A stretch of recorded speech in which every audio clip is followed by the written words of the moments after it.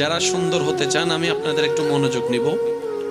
সুন্দর কয়েক ধরনের হয়। একটা হচ্ছে আর্টিফিশিয়াল। 15-20 হাজার টাকা মেকআপের মধ্যে খরচ করলেন, এটা নির্দিষ্ট সময় পর কিন্তু আপনি নিজেই রাখবেন না, কারণ এটা বোঝা মনে হয়। কথা বলেন ঠিক না?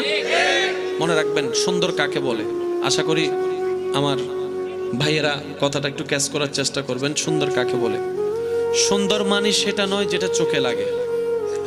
সুন্দর মানে আসল সুন্দর ওইটাই যেই সৌন্দর্যটা চোখে লাগার পরে মন থেকে শ্রদ্ধা চলে আসে, মায়া চলে আসে। সুবহান, এটা হচ্ছে সুন্দর।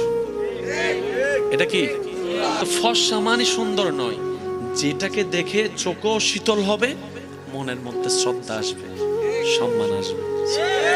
এবার আপনাদের জানাশোনার মধ্যে পড়ে কিনা দেখেন তো, আপনাদের কিছু মুরব্বীরা আছেন যাদের চেহারাটা দেখলেই মায়া লাগে। ভাইয়া একটু জোরে বলেন না, আছে না?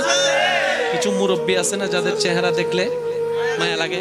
এবার নাতি দাদাকে জিজ্ঞেস করছে, দাদা আপনার এত সৌন্দর্য, চেহারাটা দেখলে শ্রদ্ধা চলে আসে, মায়া চলে আসে, আপনি কি কোনো ক্রিম ইউজ করেন? বলে যে ক্রিম কি, আমরা তো সেটা জানি না। কোনো মেকআপ ইউজ করেন?